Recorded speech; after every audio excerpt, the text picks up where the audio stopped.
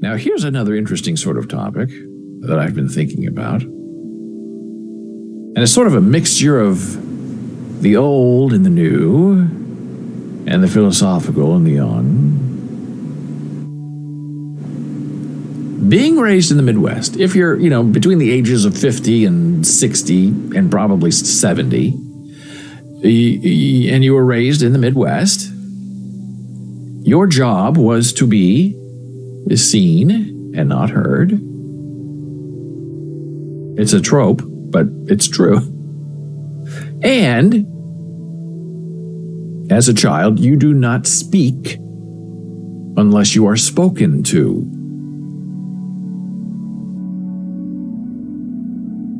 And if you try to speak up, you're told to be quiet. Some children are slapped or hit because they don't want to hear from you, which is a terrible, awful thing growing up. And then later in life, you have to try to learn how to be expressive and share your feelings. Where for, the first 15 years of your life, nobody gave an F, as the kids say today. So that makes for very strange, disconnected people sometimes. So so you're raised to be very polite, very patient, have something to say when something is asked of you or asked to you. And I remember being often devastated at the very rare, maybe once every 5 years, sort of family dinners we would have at my grandfather's house. And I was very young. The kids, we just sat there, and the adults did all the talking. And I remember one time my grandfather would often ask me a question about what you're doing. And so I would answer him, right? And the other people at the table would be looking at me and my answer. And then 10 seconds later, my grandfather would turn to the person next to him and ask them a question. As I'm in the middle of my answering my question to him and looking at him. And I'm here and he's at the opposite end of that table. And I remember just being very devastated. As I realized, he's not really interested in what I'm saying because he's not listening to me. He's just, I guess, being Midwestern polite. Hey, Davey, what's up? What have you been doing? And when I answer, he's not interested in the answer. He's interested in asking someone else the question. So then I stop answering. And then other people at the table said, we'll go on. I said, Grandpa's not even listening to me. He doesn't even know what I'm saying right now because he's talking to that other person. So, but we're interested. Yeah, I guess. A little heartbreaking, a little disappointing. The Grandpa claims to be interested and really isn't. So that also tempers the expectation of the child growing up in the Midwest.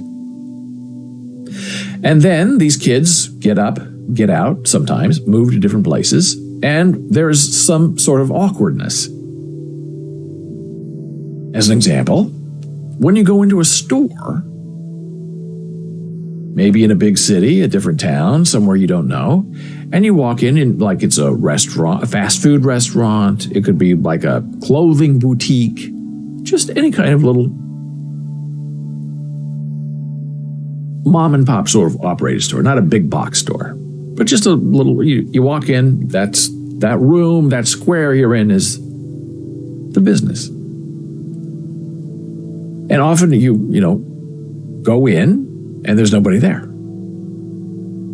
So you just stand and wait patiently and wait for someone to, hear the bell, ring the bell when you come in and come out and wait on you or help you or give you an answer. There might be other people there and you look around and they're there eating and hanging out and talking and there's no one here. And because some of us were raised in the Midwest, be seen and not heard, do not speak unless spoken to, my young prince. Only answer until Grandpa asks someone else another question. You just sort of stand there and wait for the person to acknowledge you and come to you. Well, when you move to the big city, like Washington, D.C. or New York City, and you're with other people, And, they're waiting for you to do something, to take some action, and you're not going to do anything because you're supposed to be seen and not heard and wait your turn. So then you sort of learn from your friends or from your mentors, don't do that. Don't wait for people to come to you. You need to do something to make them aware that you're here, because they're busy and they're not looking to see if you need help. So you say, oh, okay, so, all right, so what do I do? What do I say when I go in and there's nobody there and I want to get in and out? And I learned that what you say is, who's working?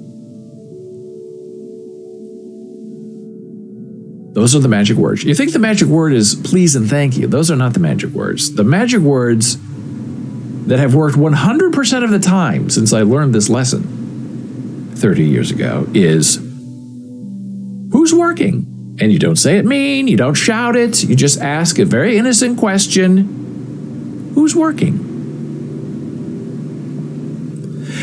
And in my experience, 100% of the time, when you ask who's working, almost instantaneously, someone around you that might be hidden behind the counter, that might be in the back, that might be sitting back here, having a soda on break. But when you say, who's working? Someone will pop up and say, I'm working. And then they come in and they take care of you, and everything is done. And you don't have to sit there, wait for 10 minutes for someone to come up and say, do you need help? What are you doing here? Are you in line?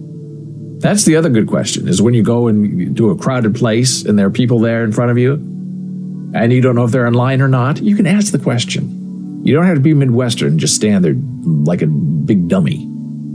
You can say, are you in line? And they'll say, people will answer you. No, I'm not in line. The line is over there. Yes, I am in line. Are you the last one in line? Yes. Get behind me. Oh, okay. But Midwest people have a trouble with that. They guess. Well, I assume the line is here, even though it's really over there. Oh, I didn't know. I've been standing in the wrong line for 10 minutes. I'm from the Midwest. Be seen and not heard. Don't speak unless you're spoken to. And sometimes some of us, I'm not saying I do, but when you become acclimated and you learn the secrets of magic in the big city, some of us now, when we enter an establishment, the first thing we say, we open the door, who's working?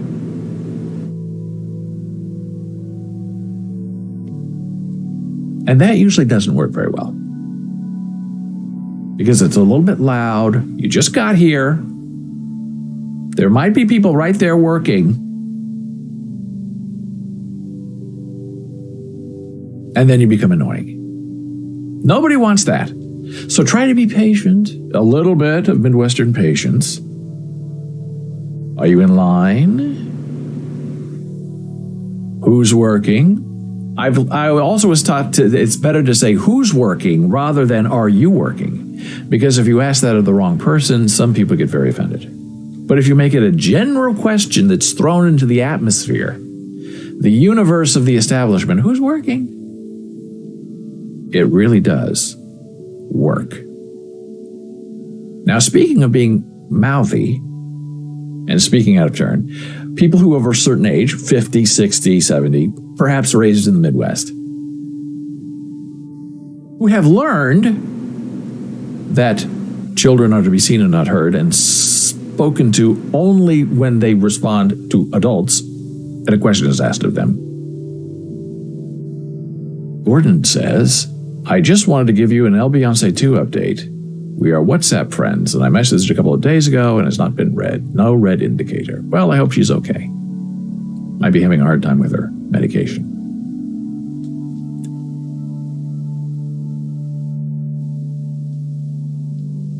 So this rise of social media has been very difficult for many people of a certain age and establishment, especially people who are born in the Midwest, raised in the Midwest, and still live in the Midwest, where there is a certain comity to integrate and speak with people. If I'm not speaking to you, I don't know why you would respond to me. But a lot of people do. And I think that's because of the social media thing, where you put something out there and maybe you address it to a couple of people, and people you don't know and who aren't involved come in and weigh in and give their opinion, their expression on the matter, which I find very strange. But that's the way of the world. Everyone is now an expert. Everyone is now the spoken up child. Everyone wants to be heard. They don't care if they're seen. And I noticed that in these one-on-one conversations maybe you have with people on the street, people in the building, you're trying to get an answer to something, and you're talking one-on-one with one person, and this other person from over here comes and interrupts your conversation. And sometimes I say to them, respectfully, I'm not talking to you. I'm talking to this person. We're having a conversation. I'm not talking to you. Meaning, you're being a little rude. You don't know what we're talking about, but you're offering your opinion and information anyway, trying to make yourself part of our conversation. Well, the second you say that to somebody, I'm not talking to you, then they get all defensive. Well, I know what I'm doing. I have an opinion. I'm on social media. I know that what I say is more important than what you have to say. And in the case that you're talking about me, I'm not talking about you. I'm talking about, I have the right to defend myself. And all this is from a person who's just like on the street or in the area, or who also works in the building but thinks that they know everything that's going on in the building. And I don't know how you put that particular cat back in the bag, because once people become important and self-important and reliable in their own crazy sense of what it means, you're never going to be able to get a straight answer or have a private conversation, because there are always going to be people who are going to be butting in. And you can try to have a private conversation like super follows or direct messages, but sometimes those people take your conversations that are private and they put them out there for the whole world to vote in and butt in on. And it's very hard on social media to say, I'm not talking to you. But on Twitter, now you can. I guess you can say only the people I mention in this tweet are allowed to reply, which is a very interesting old-fashioned Midwest value. So maybe there is hope after all, that you can have a conversation that means something, and you just don't have to sit there and wait until you're called upon. And now it's time for our next blood pressure break, returning in a moment.